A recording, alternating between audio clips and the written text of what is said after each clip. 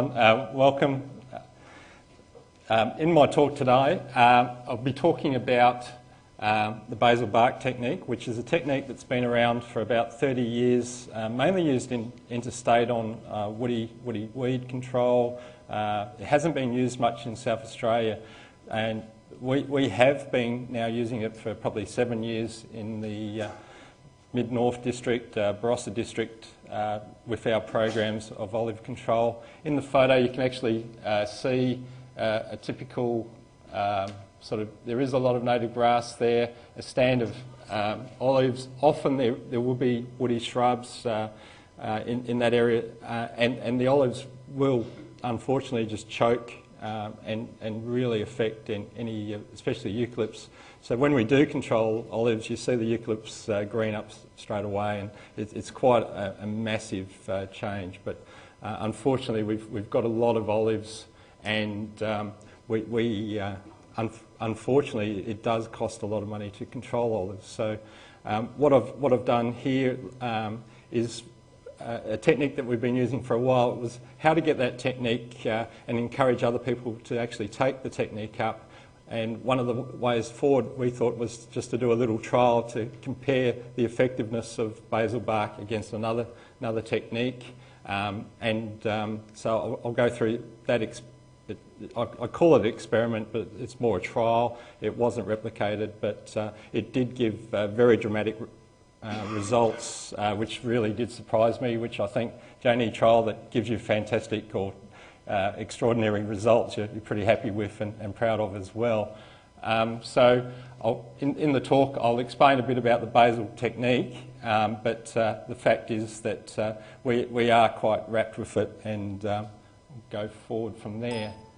Wrong way. So you've got the Lignin Uber of the olive, which is that grey big mass there, and the secret to kill an olive is to actually kill the Lignin Uber, and it's not an easy thing to do. The other slide shows a typical expanse of roadside olives, and again, like I was saying, there is quite good, understory of native grasses, and we do actually have quite good grasslands through the area, but the olives are a huge threat to those grasslands. So unfortunately we've got all these olives, and to kill the olives you've got to kill the actual Lignin Uber, which is not an easy thing to do.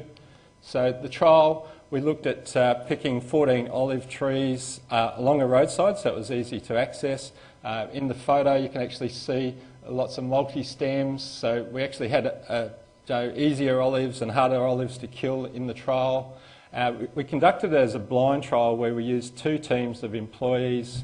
The first team went through and basil treated the same 14 trees, and then a second team went through and drill and filled those same olives. And it was basically to sort of explain the differences between 2 treatments. I know through our work, and it did used to nearly make me cry when I'd see a team of contractors camped under 1 or 2 olive trees for nearly a couple of days, just working on these olives, and unfortunately not getting very far. I knew it was very costly, the drill and fill treatment, but I didn't realise until the trial how costly or what the main the comparison was.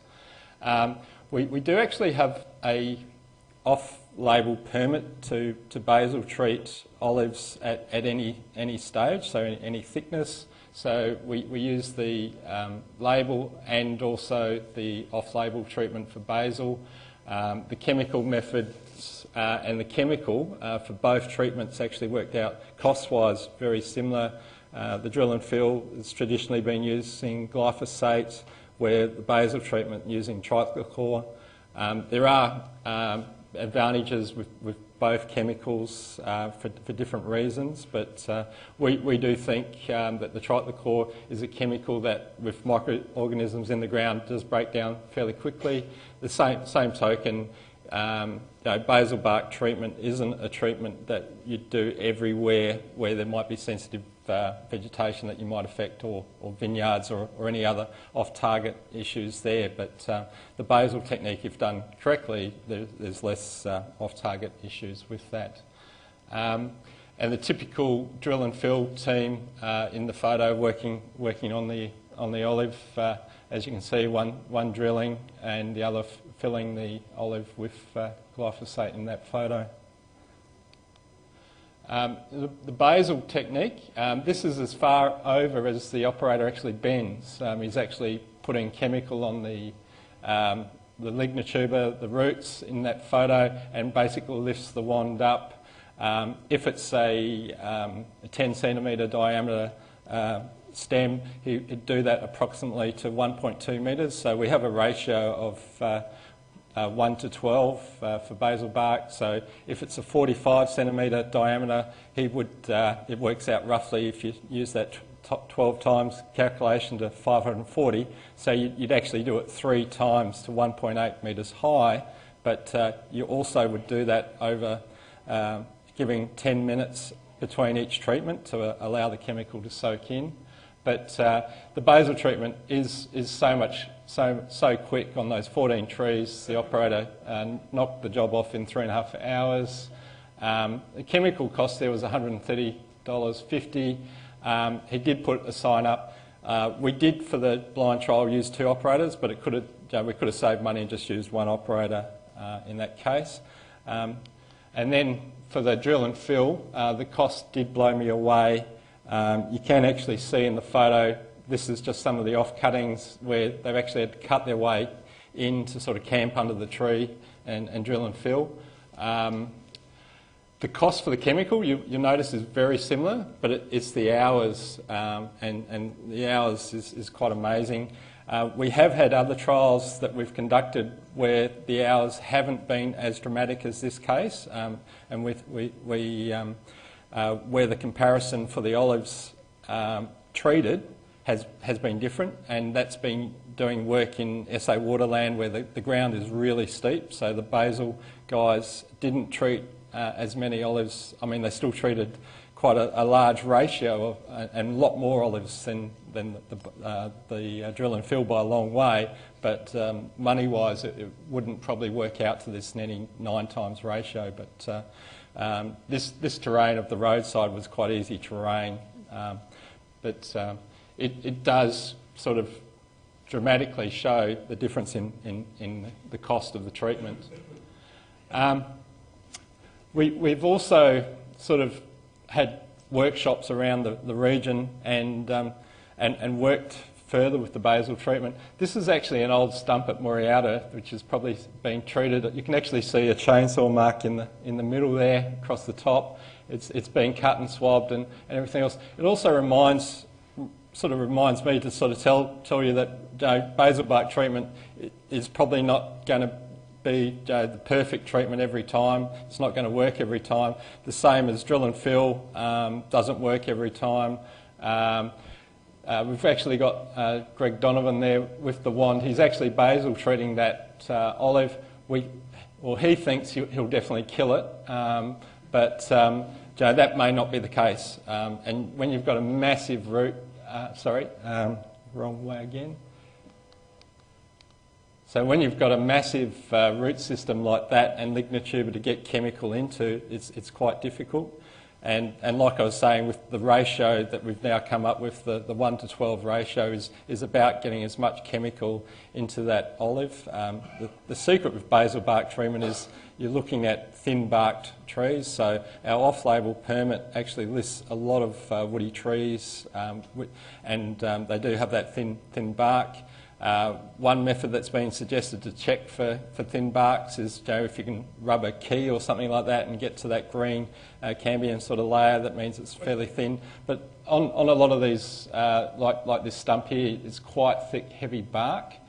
So Greg would in that particular case, he did treat to roughly 1 metre high on all those regrowths, but he also tried to soak as much chemical to ground level into the stump of the trichlor chemical as well.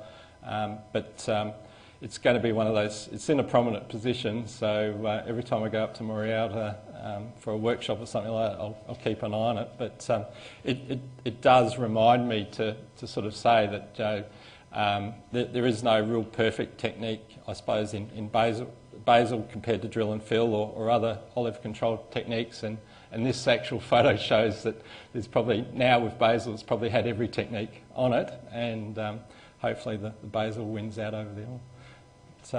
It's probably questions from, yes? It does. We've also used it on, used the technique of basil, where basically you're treating from the ground to about a third of the growth for blackberries. It's not on the off-label permit, but ash trees, different types of dog rose is on the, and briar is on the label. Hawthorns is actually on the off-label permit as well.